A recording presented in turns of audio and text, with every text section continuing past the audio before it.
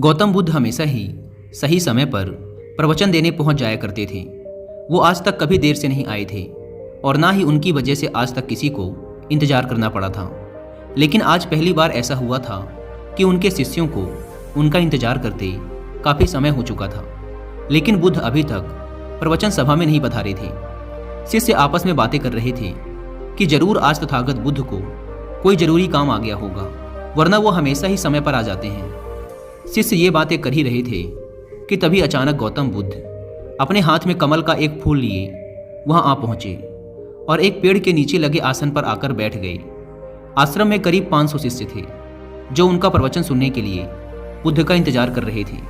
इन 500 शिष्यों के अलावा आश्रम में एक और शिष्य भी था जिसका नाम था महाकश्यप। आश्रम के बाकी शिष्य मानते थे कि महाकश्यप पागल है, क्योंकि वह कभी भी उनके साथ बैठकर बुद्ध के उपदेशों को नहीं सुनता था। उसने आज तक कभी ध्यान भी नहीं किया था और ना ही कभी ध्यान करने का प्रयास ही किया था।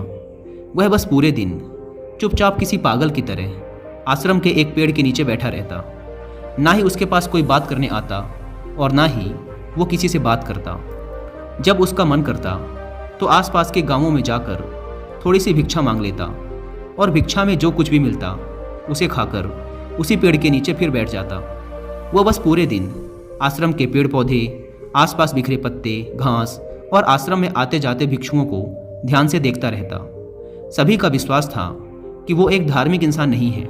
आश्रम में रहने वाले सभी भिक्षुओं का मानना था कि वो एक पागल और मूर्ख इंसान है जिसे कोई भी कुछ नहीं सिखा सकता।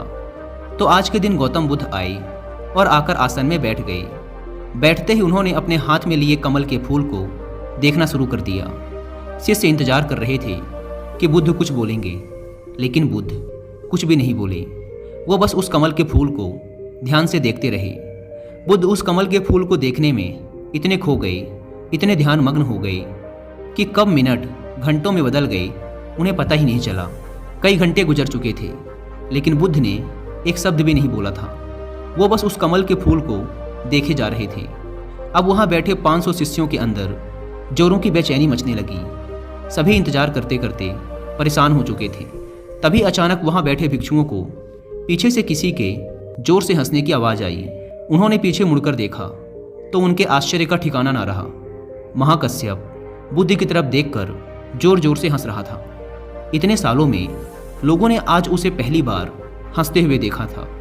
इससे पहले वो कभी ना हंसा था। वो भी इतनी अद्भुत हंसी, लग रहा था मानो सारा ब्रह्मांड उसके साथ हंस रहा हो। उसकी भयंकर हंसी पूरे आश्रम में गूंज रही थी और वो बस हंसे जा रहा था। भिक्षुओं ने बुद्ध की तरफ देखा।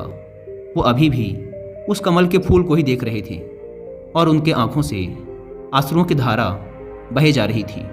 थोड़ी देर बाद महाकश्यप ने हंसना बंद कर दिया। उसके बाद बुद्ध ने अपनी नज़र कमल के फूल से हटाई और वहाँ बैठे भिक्षुओं की तरफ देखकर कहा, मैं जो कुछ भी तुम्हें शब्दों के माध्यम से दे सकता था, मैंने वो सब तुम्हें पहले ही दे दिया है। लेकिन जो शब्दों के माध्यम से नहीं दिया जा सकता, वो मैंने महाकश्यप को दे दिया है। और यहाँ से शुरुआत होती है जिन की। जिन एक संस्कृत का शब्द है जिसका मतलब होता है ध्यान। गौतम बुद्ध ने दुनिया को ध्यान सिखाया और फिर बौद्ध धर्म इस ध्यान को चाइना ले गए, जहाँ इसे जिन कहा जाने लगा। फिर चाइना से होते हुए ये जिन परंपरा जापान, कोरिया और दक्षिण पूर्व एशिया के कई देशों में फैल गई। जिन आत्मज्ञान प्राप्त करने का एक बहुत ही अजीब लेकिन अद्भुत तरीका है, क्योंकि इसमें किसी भी तरह की कोई बाधा, कोई बंधन नहीं है। क्योंकि इस परंपरा का ना तो कोई निश्चित विज्ञान है, ना कोई शिक्षाएं, ना कोई ग्रंथ और ना ही कोई निश्चित अभ्यास करने की विधि।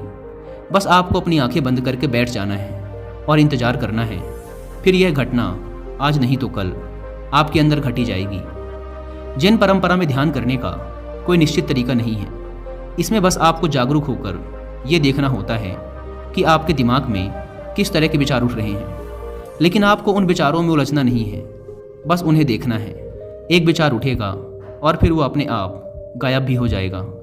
बस आपको उन्हें पूरी जागरूकता के साथ देखते रहना है। जब आप मन में उठने वाले किसी एक विचार का निरीक्षण पूरी जागरूकता के साथ करते हैं और फिर जब वो विचार आपके मन से गायब हो जाता है और आप दूसरे विचार के निरीक्षण के लिए तैयार होते हैं, तो आप पाएंगे कि दूसरा विचार उतनी तेजी और जल्दी से नहीं उठा। ऐसा इसलिए होता है क्योंकि जब आप अपने मन के विचारों पर ध्यान देना शुरू कर देते हैं तो हमारे मन की भाग दौड़ कम हो जाती है और मन शांत होने लगता है। और फिर एक ऐसी अवस्था भी आती है जब हमारा मन विचार मुक्त हो जाता है। मन में कोई विचार नहीं होते। दो विचारों के बीच की यही विचारहीनता ही सच्ची चेतना कहलाती है। शुरुआत में इस विचारहीनता का समय ज़्यादा लंबा नहीं होता। ये ज़्यादा से ज़्यादा 8 से 10 सेकंड का ही होता है, क्योंकि हमारे दिमाग को सालों से लगातार सोचने की आदत पड़ चुकी है।